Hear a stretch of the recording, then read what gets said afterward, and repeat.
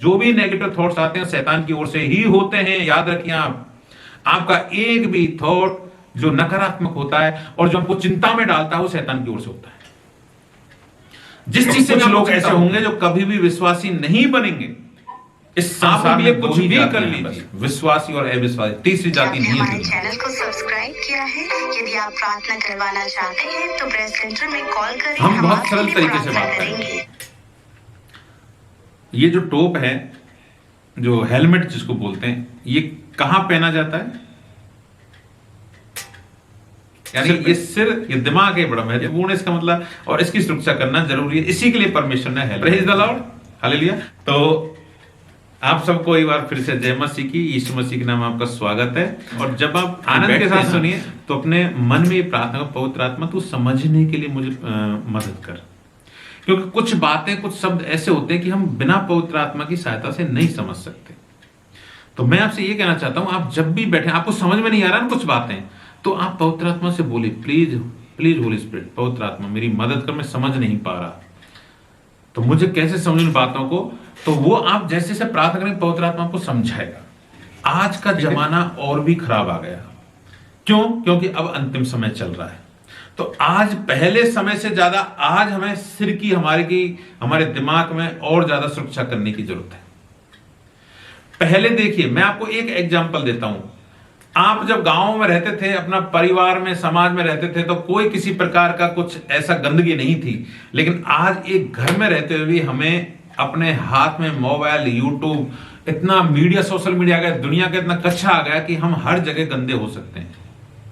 तो हमारे दिमाग में ऐसे शैतान बहुत सारी चीजें डाल सकता है, तो उनसे हमें सुरक्षा कैसे करें? तो आज अंतिम समय में शैतान भी पूरा प्रयास कर रहा है हमारे जीवन में कचरा डालने के लिए, जलते हुए तीरों को फेंकने के लिए और हम पर अटैक करने के लिए।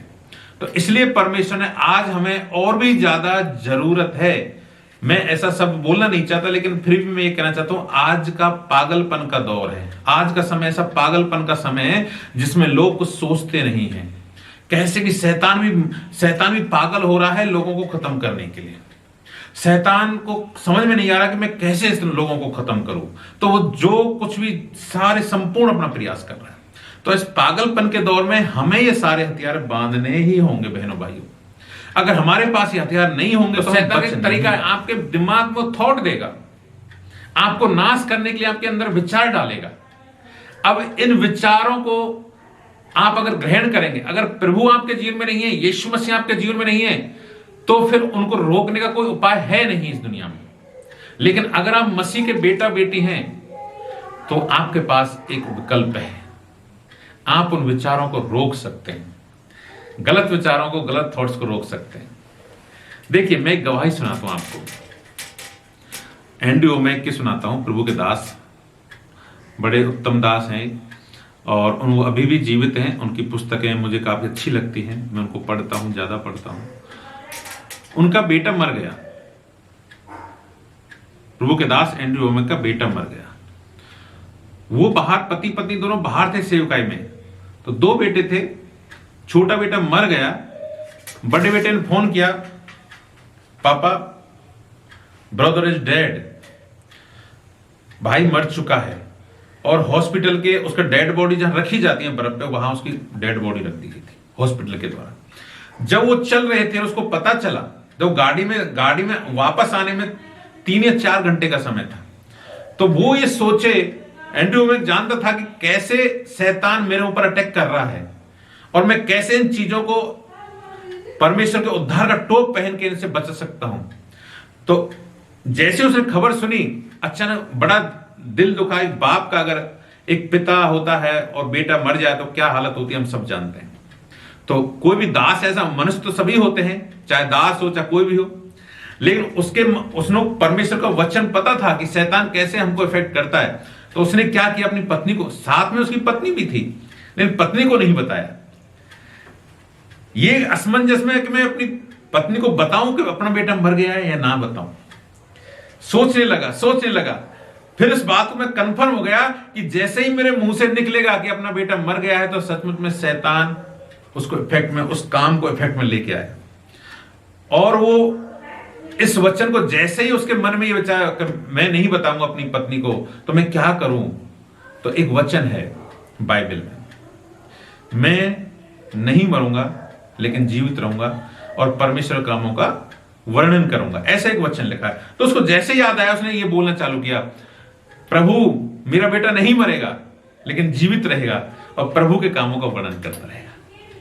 और उसने एक भी शब्द मुंह से नहीं बोला, पता नहीं चलने दिया अपनी पत्नी को कि अपना बेटा मर गया है, और वो बस उसके मुंह में बस अंदर ही अंदर ये वचन चलता रहा, मेरा बेटा नहीं मरेगा, मेरा बेटा नहीं मरेगा, मेरा बेटा नहीं मरेगा। 3 घंटे बाद हॉस्पिटल में आया, हॉस्पिटल में देखा तो उसका बेटा, जब देखने गए तो उसका बेटा बर्फ पर बैठा हुआ था, बर्फ के सिल्लियों पर बैठा हुआ था और पूरा शरीर एकदम नीला पड़ा हुआ था।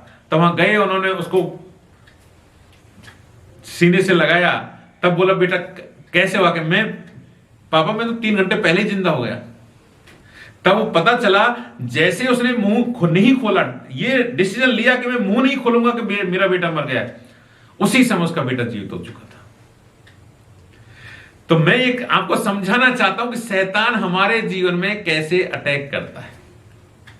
दिमाग में, दिमाग के द्वारा शैतान खेलता है, याद रखिए। हमारे किसके साथ खेलता है? हमारे दिमाग के साथ शैतान खेलता है। अब इस दिमाग की सुरक्षा की जिम्मेदारी हमारी है। प्रभु ने हमें हथियार दे दिया है, उसने तो उद्धार का टोप दे दिया है, हेलमेट दे दिया है, लेकिन हम पहनते नहीं तो क्या होगा?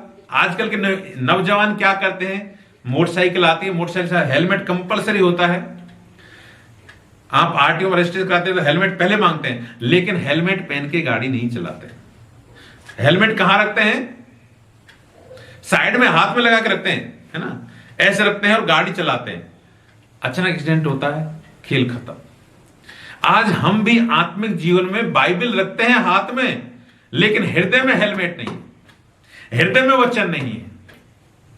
शैतान को तो यही चाहिए ना, आप हेलमेट सही जगह नहीं लगाएंगे तो आपको शैतान घायल कर देगा। इसलिए आपको दिमाग की सुरक्षा के लिए, देखिए सारा खेल यहीं से चालू होता है बहनों भाइयों, याद रखिए आप। शैतान आपके अंदर थॉट डालेगा, आज मेरी तबीयत ठीक सी नहीं है, आज तो मुझे कुछ प्रॉब्लम से, आज तो मुझे ऐसा लगा कहीं हमारे घर में कुछ गड़बड़ी ना हो जाए, पति का मूड सही नहीं है, आज कुछ, मतलब जैसे थॉट्स आएंगे आप उनको एक्सेप्ट कर लेते हैं, आपके जीवन में गड़बड़ी चालू हो जाती है, आप रिजेक्ट करिए। तो आपको उद्धार का टोप पहनना आना चाहिए, सीखना पड़ेगा। और ये यशायाह की पुस्तक में लिखा है और 49:2 में क्या लिखा है? उसने मेरे मुंह को चोखी तलवार बनाया, उसने मेरे मुंह को चोखी तलवार बनाया। ये मुझे 24 जुलाई 2011 को मेरे लिए भविष्यवाणी किया था प्रभु के दास ने, बाहर से आए थे के दास, है ना। 24 जुलाई 2011 को, आज कितने साल, 2024 चल रहा है। तो सोचिए, ये हमें कभी कभी जब अच्छी बातें प्रभु हमें देता है, भविष्यवाणी देता है, तो हमें अपनी बाइबल में कहीं भी लिख लेना चाहिए। ऐसे मुझे थोड़ी याद है, लेकिन ये वचन मैंने पढ़ा है, तो इसमें इसी के नीचे मैंने लिख रखा है कि 24 जुलाई 2011 को मेरे लिए भविष्यवाणी हुई थी और प्रभु के दास ने किया था। तो उसने मेरे मुंह को चोखी तलवार बनाया है। ये तलवार जब हम बोल रहे हैं ना बहनों भाइयों, ये तलवार है, प्रभु का वचन तलवार है। जब प्रभु के दास, प्रभु के लोग जब वचन बोलते हैं, तब तलवार बनकर शैतान के साम्राज्य को नष्ट करते हैं। हमारे मुंह से हर एक निकला हो आत्मिक वचन, बाइबल का वचन जब निकलता है हमारे मुंह से, शैतान का साम्राज्य खत्म होता है, अंधकार की शक्तियां खत्म होती हैं, तो चोखी तलवार बनाता है। ये 2011 में था। 2011 में मैं सेवकाई नहीं करता था, लेकिन परमेश्वर ने, आज हम देख सकते हैं कि परमेश्वर ने चोखी तलवार बनाया है। हम परमेश्वर के वचन को सिखाने वाले बन गए हैं, लोगों के जीवन में जाते हैं, बात करते हैं। तो आप देख सकते हैं परमेश्वर का वचन कभी भी झूठा नहीं है। भविष्यवक्ता कभी भविष्यवाणी जो करते हैं उनको हमें एक्सेप्ट करना चाहिए। जब आपके बारे में कोई भविष्यवाणी करता है, कुछ लोग तो उसी समय उछलेंगे, ठीक है आमीन हालेलुया, लेकिन उसके बाद पता नहीं रहेगा मेरे बारे में क्या भविष्यवाणी हुई थी। ये दोनों जिम्मेदारी, आपको पता होना चाहिए मेरे बारे में क्या भविष्यवाणी किया, तो आपको प्रार्थना करना चाहिए कि परमेश्वर मेरे लिए उस दास ने भविष्यवाणी किया था, पूरा कर। क्योंकि अगर स्वर्ग की ओर से भविष्यवाणी तो 100% पूरी होगी। तो उसने मेरे मुंह को चोखी तलवार बनाया है। तो ये तलवार भी बड़ा खतरनाक हथियार है बहनों भाई। इस हथियार के द्वारा हम शैतान के साम्राज्य को नष्ट करते हैं। तो ये आपके लिए प्रभु ने दिया है, अब आप इसको इस्तेमाल करना आता है या नहीं आता है। मैं आपको बहुत ही साधारण अर्थ में बताता हूं, साधारण शब्दों में बताता हूं। देखिए, अगर आप बीमार पड़ गए तो हम आपको सिखाते भी हैं, लेकिन अगर कोई बीमार हो तो आप क्या कहेंगे? प्रभु मुझे मैं बीमार हूं, चंगा कर परमेश्वर, मैं तो तेरा बेटा हूं, बेटी हूं, मुझे कैसे करेंगे? इससे चंगाई मिलेगी क्या? देखिए, आपको वचन से प्रार्थना करना आना चाहिए। परमेश्वर ने वचन में क्या कहा है? यीशु के मार्ग 2024 साल पहले हमारे प्रभु यीशु मसीह ने हमारी बीमारियों की कीमत चुका दी। आज कौन कौन बीमार है बताइए? इस ग्रुप में कौन कौन बीमार है? कोई बीमारी की अवस्था में है? तो आप बीमार क्यों हैं? आपको पता नहीं आपके पास आपकी कीमत चुका दी है? अगर आप बीमार हैं और दूसरे की ओर देख रहे हैं तो ये आपकी ज्ञान की कमी है। आपको पता होना चाहिए यीशु मसीह ने आपकी कीमत चुका दी। यीशु मसीह के मार खाने से मैं चंगा हो चुका हूं। यीशु मसीह ने मेरे लिए मार खाए, कोड़े खाए और हम चंगे हो गए। अब उस शैतान को बोलो, बीमारी को बोलो, मैं बीमार नहीं हो सकता, नहीं हो सकती हूं, क्योंकि मेरे यीशु ने कीमत चुका दी, इसलिए तू जा, मेरे शरीर से निकल जा, भाग। आप ऐसे बोल के देखिए। बहुत सारे जितने आपके वचन है, यीशु मसीह ने दूसरे वचन कहा है, मैं यहोवा तेरा चंगा करने वाला परमेश्वर हूं। तो आप बीमार हैं, कमर दर्द हो रहा है, घुटना दर्द हो रहा है, बाह है, हाथ पैर है, कुछ भी है, लेकिन अन्न का इस्तेमाल करना नहीं आता, तो ये कहने का मतलब क्या है? आपको तलवार चलाना आना चाहिए। ये तलवार चलाना है। आप देखिए, आप तलवार चलाना नहीं आता, उसको कितने भी आप तलवार दे दीजिए, वो खुद मर जाएगा उस तलवार से।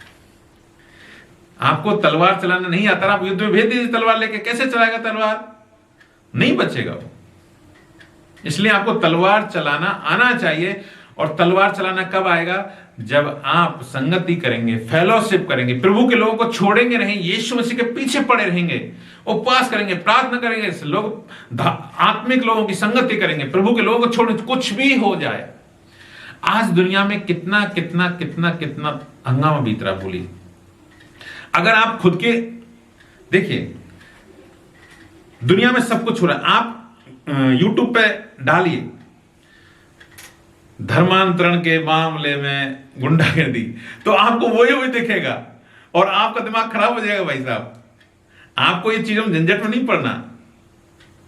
दुनिया में क्या हो रहा है हमें इससे कोई फर्क नहीं है। शैतान ने पूरा जाल बना रखा है, आप उस जाल में फंसने वाले नहीं होने चाहिए। शैतान तो चाहता ही ये है कि आप ऐसी खबरों को सुनिए। मुझे एक भाई ने भेजा एक मैसेज, ऐसे भरतपुर में ऐसे ऐसे शिट बना दी। मैंने भाई साहब उसको ब्लॉक कर दिया। मुझे तेरी खबरों की जरूरत नहीं है भैया, है ना। मैं पूरा जानता हूं कि दुनिया में क्या हो रहा है। मेरी बाइबल में जो है ना, प्रभु ने सब कुछ बता रखा है क्या होने वाला, हमारे साथ क्या होगा वो भी हमको मालूम है। तो हमें संसार की खबरों की जरूरत नहीं है। अब अगर आप संसार की खबरों की तरफ देखेंगे तो शैतान के अटैक झेलिए। एक खबर देखिए, दूसरी खबरें देखेंगे आप। अब आपके पास अगर प्रभु का वचन नहीं है तो आप शांत। तो परमेश्वर का वचन जीवित है, प्रबल है, दुधारी तलवार से बहुत चोखा है और प्राण और आत्मा और गांठ गांठ को, गूदे गूदे को अलग करके आर पार छेदता है। आपका विरोधी कैसा भी हो, लेकिन अगर आपके पास में ये तलवार है, अगर आपके पास में तलवार है, आप कभी भी हारे हुए लोग नहीं रहेंगे। आप जयवंत। देखिए, अविश्वासी विश्वासी क्यों नहीं बनते? तो ऐसी कुछ बाइबल में भविष्यवाणियां हैं। मैं आज देख रहा था तो मुझे, और ये इस उद्धार के टोप से रिलेटेड है। ये विश्वासी क्यों नहीं बनते, इसका संबंध उद्धार के टोप से है। इसलिए मैं आपको बताना चाहता हूं कुछ वचन, आप पढ़ सकते हैं। पहला तीमुथियुस 6:5। जिनकी बुद्धि बिगड़ गई है और वे सत्य से विहीन हो गए हैं, जो समझते हैं कि भक्ति कमाई का द्वार है। हालेलुया। देखिए, विश्वासी ही विश्वासी बनेगा, अविश्वासी। भाई, जब मैं अविश्वासी सब बोल रहा हूं तो इसका मतलब आप सिर्फ उन लोगों को मत लगाइए जो यीशु मसीह को नहीं मानते हैं। अविश्वासी हमारे बीच में भी हैं, हमारे बीच में भी अविश्वासी होते हैं। इसका मतलब ये नहीं है कि हमारे बीच में जो चर्च में आते हैं, हमारे साथ संगति करते हैं, वो जरूरी नहीं है कि आज के 6 महीने बाद, 5 साल बाद आपके साथ ऐसे लोग होते हैं जो समय आने पर जैसे ही एटीएम कार्ड का काम खत्म हुआ, वापस चले जाएंगे। यानी यीशु मसीह एटीएम मशीन की तरह बन जाता है उन लोगों के लिए, और उनका काम खत्म हुआ, कैंसर चला गया, बुखार चला गया, बच्चे हो गए, नौकरी लग गई, चले जाएंगे। तो ऐसे लोग भी अविश्वासी ही बने रहते हैं। तो ऐसे लोगों के लिए हम क्या कह सकते हैं? वचन में लिखा है 6:5 में, और उन मनुष्यों में व्यर्थ रगड़े झगड़े उत्पन्न होते हैं जिनकी बुद्धि बिगड़ गई है। जिनकी बुद्धि बिगड़ गई है उनमें रगड़े झगड़े होते हैं, और जो समझते हैं कि भक्ति कमाई का द्वार है, भक्ति कमाई का द्वार है। जो हम देखिए दो चीजें निकलती हैं। जिन घरों में लड़ाई झगड़े होते हैं, जिन दास दासियों में, विश्वासियों में लड़ाई झगड़े होते हैं, रगड़े झगड़े होते हैं, इसका मतलब अभी सही जगह पर नहीं है, उनको भी और भी सुधरने का जरूरत है। अगर आप मसीह लोगों में रगड़े झगड़े होते हैं, पति पत्नी, देखो एक नॉर्मल कुछ बातें होती है जहां हमें सीखने के लिए, अनुशासन के लिए बोलना अलग बात होती है, लेकिन एक झगड़े ऐसे होते हैं जहां मन पर प्रभाव डालते हैं। कुछ बातें हमारे मन पर प्रभाव डालती हैं। हम भाई को भाई जैसा प्रेम नहीं लाता, ये कोई मेरा भाई नहीं, ये मेरा कोई बाप नहीं, ऐसा मन में द्वेष आना, ऐसी ये चीजें क्या लड़ाई झगड़े का जो रूप लेते हैं, वो ऐसे, ये सब उनकी बुद्धि भ्रष्ट हो गई है।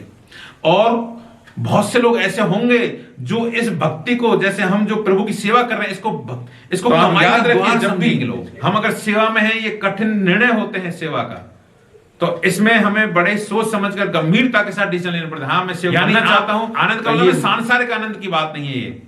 आपको एक जिम्मेदारी आती है, परमेश्वर की एक रेस्पॉन्सिबिलिटी आती है, आपको कष्ट आएंगे, तकलीफ आएंगी, बहुत सारी बातें आएंगी। तो आप ये भक्ति का, ये आपकी कमाई का द्वार नहीं है ये भक्ति। दूसरा वचन पढ़िए इसमें, 2 कुरिन्थियों 3:14। मतिमंद हो गए, क्योंकि आज तक पुराना नियम पढ़ते समय उनके हृदयों पर वही पर्दा पड़ा रहता है, पर वह मसीहा भी उठ जाता है। हालेलुया। परंतु वे मतिमंद हो गए, सुस्त हो गए, क्योंकि आज तक पुराना नियम पढ़ते समय उनके हृदयों पर वही पर्दा पड़ा रहता है, पर वह मसीह में पर्दा उठ जाता है। देखिए, आज करोड़ों पर्टिकुलर किसी का नाम नहीं ले सकते, लेकिन क्यों विश्वास, लेकिन जो धर्म के रूप में, अगर आप धर्म के रूप में यीशु मसीह को मानते हो कि धर्म में आए, ये धर्म नहीं है भाई साहब, ये धर्म का मामला नहीं है, बिल्कुल भी धर्म का मामला नहीं है। ये सिर्फ एक मार्ग है जिस पर हमको चलना है, और ये सकल मार्ग है, ये कठिन मार्ग है। जो कोई इसमें चलेगा वो रगड़ रगड़ के चलना पड़ेगा इसमें। और वचन में स्पष्ट लिखा है कि आज तक पुराना नियम पढ़ते समय उनके हृदयों पर वही पर्दा पड़ा रहता है। वो सोचते हैं नहीं, मैं व्यवस्था के पालन करने से, कर्मों के द्वारा, ये धर्म के काम करने के द्वारा मैं उद्धार पा जाऊं, लेकिन आज तक कोई भी धर्म के काम करने के द्वारा, आज तक दुनिया में कोई भी कर्मों से स्वर्ग नहीं गया। वो लोग जो गए थे पुराने नियम भी, चाहे मूसा हो, चाहे हारून हो, चाहे एलिया हो, वो सब लोग भी विश्वास के द्वारा गए। वचन में आप पढ़ेंगे तो पाएंगे कि विश्वास के द्वारा ही उन्होंने अपने आप को यह समझा कि हम पृथ्वी पर परदेसी हैं। हम पृथ्वी पर कैसे हैं? परदेसी। हमने तो यीशु मसीह को आज जाना है, लेकिन उन्होंने यीशु मसीह जब इस दुनिया में नहीं था तब यीशु मसीह को देख लिया था। जब यीशु मसीह इस दुनिया में नहीं आया था तब भी यीशु मसीह को उन्होंने देख लिया था, और वो जान गए थे कि विश्वास से ही उद्धार। इसका मतलब हमारे परमेश्वर यीशु मसीह आज से 2024 साल पहले आया था, इसका मतलब ये नहीं कि 2024 साल पहले परमेश्वर पैदा हुआ, नहीं, ये तो पहले से ही था। और जो लोग स्वर्ग गए हैं वो विश्वास के भागीदार होकर, विश्वास के द्वारा ही स्वर्ग गए, वो कर्मों से और यह व्यवस्था से स्वर्ग कोई नहीं गए दुनिया में। अगर आप ये मन में हो कि हम कोई व्यवस्था से, हमारे पुरखा ने अच्छे कर्म किए, दान की, कोई स्वर्ग नहीं गया, एक भी व्यक्ति स्वर्ग में नहीं मिलेगा आपको। 2 कुरिन्थियों 4:4। और उन अविश्वासियों के लिए जिनकी बुद्धि संसार के ईश्वर ने अंधी कर दी है, ताकि मसीह जो परमेश्वर का प्रतिरूप है, उसके तेजों में सुसमाचार का प्रकाश उन पर ना चमके। और उन अविश्वासियों के लिए, देखो, विश्वासी तो विश्वासी रहेगा, अविश्वासी अविश्वासी रहेगा। हालेलुया। अविश्वास, वचन में लिखा है उन अविश्वासियों के लिए, उन अविश्वास जिनकी बुद्धि संसार के ईश्वर ने अंधी कर दिए। संसार का ईश्वर कौन है बताइए? संसार का ईश्वर शैतान है भाई साहब। संसार पर भी उसका अधिकार है। हम प्रभु के लोग हैं, इसलिए परमेश्वर हम पर प्रभु का अधिकार चलता है, लेकिन जो प्रभु के लोग नहीं है उन पर तो शैतान का अधिकार चलता है। तो संसार के ईश्वर ने उनकी आंखें अंधी कर रखी, तो संसार के ईश्वर ने उनको अंधा कर रखा है। अब संसार के ईश्वर ने अंधा कर रखा है, तो क्या करें? जिनकी बुद्धि संसार की ईश्वर, ताकि मसीह ही जो परमेश्वर का प्रतिरूप है उसके तेज में सुसमाचार का प्रकाश उन पर ना चमके। देखिए क्यों कर रखी संसार के ईश्वर ने अंधी? ताकि परमेश्वर का जो सुसमाचार है, यीशु मसीह का सुसमाचार जो हम लोगों को सुनाते हैं, गुड न्यूज देते हैं, वो उन पर ना चमके। शैतान एक चीज चाहता है, आप सुसमाचार मत सुनाओ। आपसे भी चाहता है मत सुनाओ, शैतान के दोस्त बन जाएंगे आप शैतान के फ्रेंड अगर सुसमाचार नहीं सुनाते हैं तो याद रखिए। अब आप अपने बारे में सोचिए, आप शैतान के फ्रेंड हैं, दुश्मन हैं, आप परमेश्वर के दोस्त बनिए, सुसमाचार सुनाइए, चाहे वो कोई भी हो, दोस्त हो। अरे क्या पता परमेश्वर ने आपको उसके लिए भेजा हो, आप बच गए, आप स्वर्ग चले जाएंगे, आपके दोस्त भी जाने चाहिए, आपके रिश्तेदार भी जाने चाहिए। इसलिए आपकी जिम्मेदारी है सुसमाचार सुनाना। ये सेवा है, कंप्लीट सेवा है। मैं आप बहन और भाइयों से कहना चाहता हूं, आप सिर्फ सेवा का मतलब ये मत समझिए कि उत्तम भाई की तरह हम मैसेज नहीं दे रहे या चर्च में हम खड़े नहीं। सुसमाचार सबसे बड़ी सेवा सुसमाचार की सेवा है। मैं आपको बताता हूं, सबसे बड़ी सेवा है सुसमाचार की सेवा। देखिए कोई अलग अलग कोई भी सुसमाचार अलग अलग है, कोई आदमी सुसमाचार सुनाता है, कोई क्या, लेकिन परमेश्वर ही है जो बढ़ाता है। तो अगर कोई सुसमाचार ना सुनाए, सुसमाचार क्या है? बीज डालना है। सुसमाचार का मतलब क्या है? बीज डाल रहे हैं आप। अब अगर बीज आप नहीं डालेंगे तो किसकी औकात है कि वहां कोई फसल हो गया है? तो आपको प्रतिफल देखिए, चर्च में कोई व्यक्ति आपके सुसमाचार के द्वारा आ गया तो प्रतिफल आपको ही मिलेगा। आपके द्वारा बोया गया बीज पेड़ बन जाए, ये प्रभु आपसे कितना प्रसन्न। हे मेरे धन्य दास, तो इस सुसमाचार का प्रचार करना, जिसको लोग प्रचार बोलते हैं, जिसका बोलते हैं कि तो धर्म का प्रचार करें, धर्म का प्रचार नहीं बहनों भाइयों, ये दरअसल हम बीज बोते हैं। लोग इन बातों को समझते नहीं है। लोग जो जानते नहीं है यीशु मसीह को तो अपने हिसाब से बोलेंगे, लेकिन आपको पता होना चाहिए कि मैं सुसमाचार का बीज बो रहा हूं या नहीं बो रहा हूं। ये हमारी ड्यूटी है भाई साहब। हम क्या यीशु मसीह में विश्वासी इसलिए बने हैं कि हमारी नौकरी लग जाए, हम अच्छे खाएं पिएं, हमारा बढ़िया शादी हो जाए, बढ़िया घर में कोई प्लॉट आ जाए, इसलिए ये मसीह इसलिए बने क्या? देखिए मैं आपको चिढ़ा नहीं रहा, लेकिन ये हकीकत है, ये हकीकत है। हम मसीह इसलिए, आपको जब वचन में जाएंगे तो परमेश्वर बताएगा आपको, ये मसीह का विजन नहीं है। यीशु मसीह इसलिए आया ताकि तुम जीवन पाओ, बहुतायत का जीवन पाओ। जैसे यीशु मसीह हमारे लिए मर गया, हमें भी उसके कदम चिन्हों पर चलना है। मैं जब आपसे कहता हूं अपने प्राण देने के लिए कौन तैयार, में मजाक नहीं करते, रियलिटी बात है। प्राण देने के लिए अगर हम तैयार हैं, हम चाहे भले ही प्रभु यीशु मसीह हमारा प्राण ले या ना ले वो अलग बात है, लेकिन हमको तैयार रहना चाहिए कि प्रभु जब मौका मिले तेरे लिए हम प्राण देने के लिए तैयार हैं। अगर आपके मन में ऐसा स्पष्ट विजन होना चाहिए कि प्रभु के लिए मैं कुछ भी कर सकता हूं, चाहे मैं मरूं या जीऊं, लेकिन प्रभु के लिए जीऊंगा, प्रभु के लिए मरूंगा, ये आपका क्लियर विजन होना चाहिए। और जब आप ऐसे चलते हैं, आप शैतान की फौज को पैरों के नीचे को चलते हैं, आप शैतान की दुष्ट आत्माओं को पूरे नीचे कुचल। जैसे आप देखिए, आप ऐसे लोग अविश्वासी क्यों रहते हैं? क्योंकि ये वचन के अनुसार जो हमने देखा है, उनका दिमाग भ्रष्ट रहता है, वो सुस्त रहते हैं, मतिमंद होते हैं, दुष्ट होते हैं, परमेश्वर के शत्रु होते हैं और वो अंधे होते हैं। वो कभी भी धरती के परमेश्वर, धरती के ईश्वर ने उनकी आंखें अंधी कर रखी हैं, शैतान ने उनकी आंखें अंधी कर रखी हैं। लेकिन हमारी लड़ाई का तरीका क्या है? हम कैसे लड़ते हैं हमको पता होना चाहिए। दूसरा कुरिन्थियों 10 का 6 का 5, दूसरा कुरिन्थियों 3 का 14, रोमियो 1 का 28, 8 का 6, 7, दूसरा कुरिन्थियों 4 का 4। ये जितने भी वचन पढ़े, जितनी भी बातें इसमें लिखी है ना, वो भावनाओं को प्रकट करती हैं। शैतान हमारे अंदर वो ऐसी भावनाएं डालता है हमारे ऊपर, अब वो हमारे ऊपर अटैक की जाएगी भावनाओं से। ये शैतान का जो हथियार है ना, शैतान आपको थॉट देगा ऐसा, लेकिन हमारा हथियार क्या है? वचन में इस पर लिखा है, हर एक कल्पनाओं का, हर एक ऊंची बात का जो परमेश्वर की पहचान के विरोध में उठती है, जो ऐसी ऐसी बातें प्रभु के विरोध में है, ये सारे वचन जो हमने पढ़े हैं वो अविश्वासियों के हथियार थे। हमने जो पहले वचन पढ़े थे वो सब अविश्वासियों के हथियार थे, शैतान के हथियार थे। शैतान उनका इस्तेमाल करता है, अब उन्हीं तरीकों का हम पर इस्तेमाल करता है वो। अब हमें क्या करना चाहिए? हमें यीशु मसीह के नाम से खंडन करना चाहिए। हमें क्या करना चाहिए? यीशु मसीह नासरी के नाम से खंडन करना चाहिए। हमारे पास एक अधिकार है और ये चीजें हमारे परमेश्वर के विरोध में हैं, सब चीजें। और हर एक भावना को कैद करके मसीह का आज्ञाकारी कोई भी चीज हो, मैं यीशु मसीह के नाम से खंडन करता हूं। अभी अचानक आया, मैं मर तो नहीं जाऊंगा कहीं, मेरा अटैक से दर्द आया, अरे कहीं ऐसा नहीं हार्ट अटैक आ जाए, ऐसा बहुत सारी बातें उठ सकती हैं। पेड़ कुछ भी हो, यीशु मसीह के नाम से खंडन करता हूं, मैं नहीं मरूंगा लेकिन जीत रहूंगा, परमेश्वर का वर्णन करता हूँ। ऐसा लगा यार मेरी तो नौक पता नहीं क्या, मेरा सब दुनिया का पेपर अच्छा है, मेरे नंबर आएंगे नहीं, अरे यीशु मसीह के नाम से रिजेक्ट करता हूं ऐसे थॉट्स को।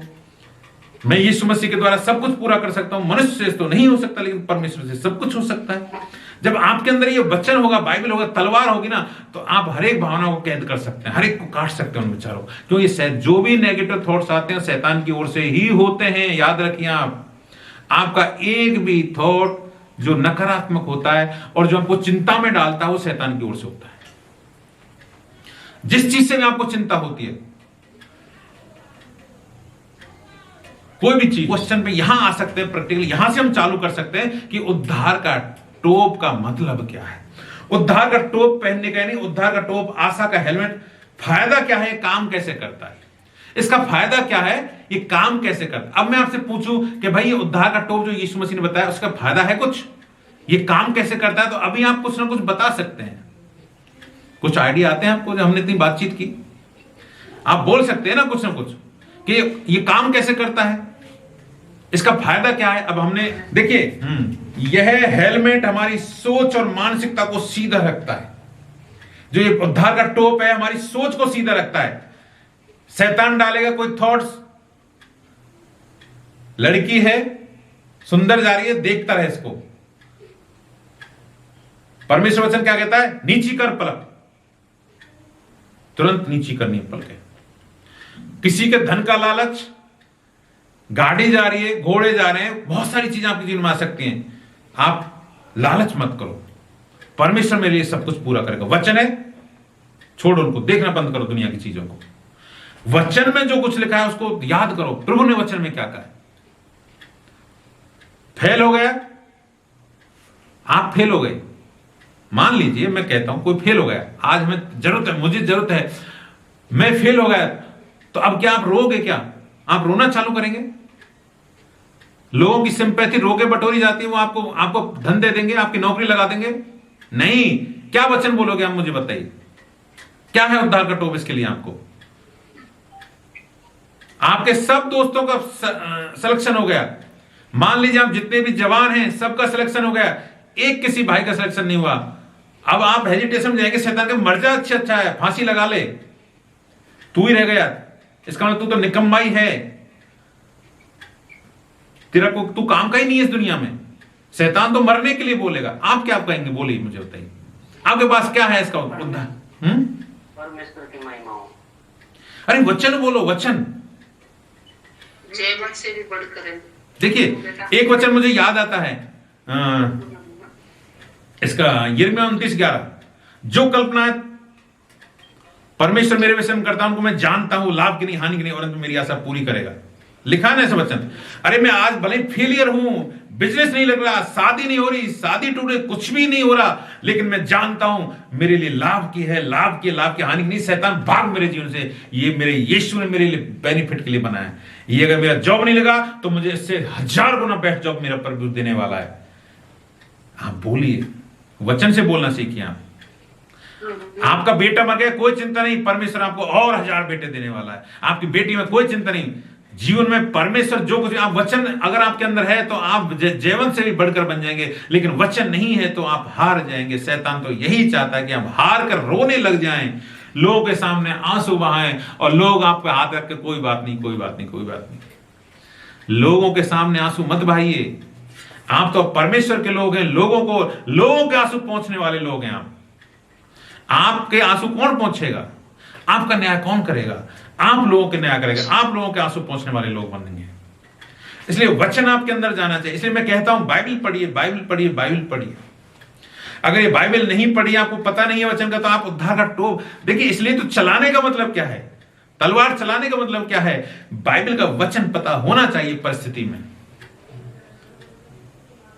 अचानक आप रास्ते से जा रहे हैं, आप लड़की हैं, सपोज को हमारी बहनें बीच में है, आप कॉलेज से लेट हो गए, आपको साधन नहीं मिला, 9 बज गए, कोई फोन नहीं मिला पापा का, भैया का भी, आप अचानक कुछ गलत लोग आते हैं, आप कैसे क्या करेंगे बताइए? आपके पास कौन सा हथियार है? परमेश्वर मेरी सुरक्षा करे। जहां जहां जाएगा मैं तेरे साथ रहूं। हालेलुया। बहुत सारे वचन है, कोई एक वचन नहीं, बहुत सारे वचन है। मैं तो आपको जो याद है, लेकिन पर मत डर क्योंकि मैं तेरे संग हूं। हालेलुया। तो बोल सकते यीशु तू मेरे साथ है, मैं क्यों डरूं? अरे डरे तो लोग डरे मेरे से, मैं क्यों डरूंगा? आप सीना तान के खड़े रहिए, लोग जो गुंडे लोग वो भी डर जाएंगे। मैं आपको एक छोटी सी घटना सुनाता हूँ, ठीक है? तो एक बहन थी और शादी में थी, तो शादी में अपन जेवर वगैरह पहन के जाते हैं। तो वो बहन, डर तो लग रहा था, विश्वासी थी वो, लेकिन फिर भी यीशु मसीह तू मेरे साथ है, तू मेरी सुरक्षा करता है। तो वो चलती, धीरे धीरे चलती। अब उसको रास्ते में एक गुंडा टाइप का आदमी मिला। अब वो गुंडा पीछे पीछे पीछे उसका आया, पर वो डरती डरती डरती डरती डरती, उसने कुछ गुंडे ने किया नहीं उसका, और वो अपने घर पहुंच गई। सुबह जब वो जागी तो अखबार में पढ़ा उसने, तो एक महिला की हत्या उसी जगह की गई जहां वो आदमी मिला था। तो उसने जब जगह का देखा तो उसको ऐसा हुआ कि मैं भी वहीं से निकली थी, तो ये वहीं मर्डर हुआ, क्या चक्कर है? तो उसने देखा, डिटेल पढ़ी, तो वो व्यक्ति पकड़ भी लिया गया था। तो वो जस्ट एक प्रभु ने उसके अंदर एक बात डाली, तो जिस थाने में पकड़ा गया था वो थाने में चली गई। तो वही व्यक्ति जो उसको रात में मिला था, वही व्यक्ति उस थाने के अंदर बंद था। तो उसने पुलिस वाला से बोला, भैया मैं भी रात में निकली थी, तो ये व्यक्ति मेरे पीछे पीछे गया था, लेकिन मुझसे तो कुछ नहीं कहा। तो उस व्यक्ति से पूछा गया, पुलिस वाला ने पूछा, भाई ये महिला को तू जानता है, ये निकली थी रात में? कि हाँ सर, ये निकली थी। तूने इसको क्यों नहीं लूटा? कि इसको कैसे लूटता? इसके चार आदमी आगे पीछे चल रहे थे। हालेलुया। इसको कैसे लूटता? इसके तो 4 आदमी आगे पीछे चल रहे थे, 4 स्वर्गदूत चल रहे थे। हालेलुया। मत डर, मैं तेरे संग हूं, इधर उधर मत ताक, क्योंकि मैं तेरा परमेश्वर हूं। मैं तुझे दृढ़ करूंगा और तेरी सहायता करूंगा, और अपने धर्म में दाहिने हाथ से मैं तुझे संभाले रहूंगा। आमीन। ये लोगों तो हमने देख नहीं एक में, लेकिन हमारे खास दोस्त की मैं गवाही सुनाता हूं। आगापे चर्च में जब जयपुर जाते थे, उसमें एक ब्राह्मण परिवार था, वो विश्वास में आया। उनकी एक बेटी थी, उनके अंकल के लड़के से, उनके लड़के के साले से शादी हुई। तो जब शादी हो रही थी तो वो सीकर के थे, ब्राह्मण थे। तो उन्होंने कैसे, हमारा ये तो ब्राह्मण की लड़की से कौन क्रिश्चियन शादी कर सकता है? तो उन्होंने गुंडे उंडे बुला के पूरे ट्रक में के, अब उसके बड़ा भाई, खुद बड़ा भाई गांव से 2 ट्रक लाया और बोल दिया कि मैं आ रहा हूं और सामान को पैक कर ले, और हम लड़की को ले जाएंगे, तुम फुटपाथ पे पड़े रहना, लड़की तो हमारी है। और ऐसे करके वो सीकर से चल दिया 8-10 लोग, और 2 ट्रक लेकर आए। वो क्या करे, परमेश्वर आ तो तू ही हमारी मदद कर, तू ही बचा सकता है। कौन, हमारे भाइयों से लड़ भी नहीं सकते, कुछ भी नहीं कर सकते। और उन्होंने किसी को बताया भी नहीं, पास्टर में, चर्च में भी नहीं बताया।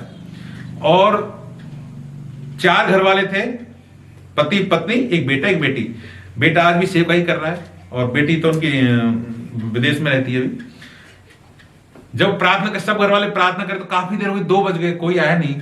तो उसने, पापा ने बोला उनके ने कि तुम सो जाओ, मैं ऐसे सीढ़ियों पे, आगे जो सीढ़ी होती है ना रास्ते में, वहां बैठा रहता हूं। तो वो भी सीढ़ियों में आधा घंटे में वो भी सो गए, पता नहीं। और सुबह 7 बज गए, कोई नहीं आया। फिर सुबह 11 बजे घूमते घामते फिर एक उनके भाई वगैरह आए। तो कि तुम कहां थे, तुम तो रात में आने वाले थे ना? कि आने वाले क्या थे, हम तो 10-11 लोग खड़े थे, हमें घुसने ही नहीं दिया किसी ने। इतने बड़े बड़े लोग थे, सब 10-11 लोग थे, तुम्हारे मकान का हमें घुसने ही नहीं दिया। ये रियल है, मैं कोई कहानी नहीं सुना रहा आपको, ये तो हमारे अपने बिल्कुल फ्रेंड की बात बता रहा हूं मैं। तो परमेश्वर अपने लोगों की सुरक्षा करता है। हालेलुया। परमेश्वर में आपका वचन, ये हेलमेट होना चाहिए आपके पास। अभी आप हेलमेट का मतलब समझ गए? हेलमेट क्या है? प्रभु का वचन होना चाहिए आपके पास में, लेकिन उस परिस्थिति में आपके पास वो वचन होना चाहिए। देखो कभी कभी ऐसा नहीं है कि वचन, कभी कभी जो बिल्कुल अनपढ़ लोग होते हैं, सिर्फ यीशु मसीह का नाम जानते हैं, तो परमेश्वर उनके लिए वो भी रास्ता निकाल, ऐसा नहीं है नहीं कर सकता सुरक्षा। लेकिन अगर हमें जयवंत जीवन जीना, देखो हम सामान्य जीवन की बात नहीं कर रहे भाई, ये लड़ाई के हथियारों की बात चल रही है।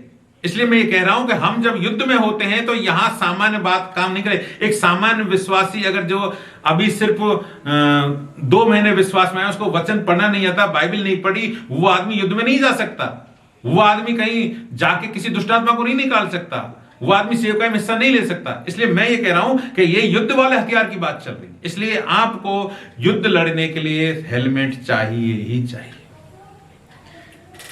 इसलिए अगले बार जब मिले इसी टॉपिक पर, अगले शनिवार को, ये काफी डिटेल से बात है, हमने अभी शुरुआत की है बस, ठीक है। तो आप ये प्रण कर लीजिए, मुझे बाइबल से प्यार कर लीजिए। आप बाइबल से प्यार करने का मतलब क्या है? आप यीशु मसीह से प्यार कर रहे हैं, और जब जिससे प्यार करते हैं उसके बिना आप रह नहीं सकते, जिससे प्यार करते हैं उसके बिना आप रह नहीं सकते। तो इसको बाइबल के साथ सोना, बाइबल के साथ खाना, बाइबल के साथ पीना, बाइबल के साथ चलना, इसके साथ चलना, ये सब काम करना चालू करो। बाइबल के बिना हम कहीं भी नहीं जाएंगे। हालेलुया। मैं फिजिकल बाइबल की बात नहीं कर रहा, यानी ऐसा नहीं है कि अभी तो मैं बाथरूम जा रहा हूं तो इसको लेके जाऊं, नहीं। बुद्धिमान बनिए, आपके पास बाइबल अपने इतना पढ़िए, इतना पढ़िए, इतना पढ़िए कि आपके हृदय में बस जाए। जब भी कोई बात हो तो कोई आपको मिसगाइड ना कर सके, ये शैतान की ओर से, तू शैतान की, ये बाइबल में है ही नहीं, कहां है बताओ। क्योंकि आने वाले समय में झूठे मसीह लोग यीशु का रूप धर कर आएंगे और आपको मिसगाइड करेंगे। तो आपको कोई मिसगाइड ना कर सके, इसलिए आपको ये बाइबल का टोप पहन लीजिए। उद्धार का टोप यही वचन है। इसलिए वचन में लास्ट हम उसी वचन को फिर से पढ़कर आप समाप्त करेंगे। इफिसियों 6:17, उद्धार का टोप और आत्मा की तलवार जो परमेश्वर वचन। देखिए लास्ट में ये कहा है, लास्ट में हम कभी कभी ध्यान नहीं देते। उद्धार का टोप और आत्मा की तलवार जो परमेश्वर का वचन है, ये दोनों ही चीज वचन ही है। उद्धार का टोप भी वचन ही है और तलवार भी वचन है। लेकिन अब हमें इनको समझना है कि कैसे काम करती है, लड़ना कैसे सीखें से। उद्धार का टोप को हम कैसे, अगली बार जब हम मिलेंगे अगले शनिवार को, तो हम ये सीखेंगे कि इस उद्धार का टोप को कैसे इस्तेमाल करें, हम इससे लड़े कैसे इस उद्धार के टोप को, और तलवार चलाएं हम कैसे। ये चीज, इन चीजों को थोड़ा बात करेंगे हम अगले सप्ताह में, ठीक है। तो मैं प्रभु का धन्यवाद देता हूं। परमेश्वर ने आज हमको, मुझे भी कुछ अद्भुत रीति से बात किया। कई बार क्या होता है कि हम बातें तो बहुत सारी करते, लेकिन हम बात, उन शब्दों को कैसे बयान करें, वो कभी कभी हम ऐसे फंस जाते हैं। तो हो सकता है मैंने जो बात की है आपको कुछ बातें समझ में नहीं आई हो, लेकिन मैं ये जानता हूं, इस बात को जानता हूं, जब आप पवित्र आत्मा से बोलेंगे तो आप सब बातों को समझ जाएंगे। हालेलुया। प्रभु आपकी मदद करेगा। Praise the Lord.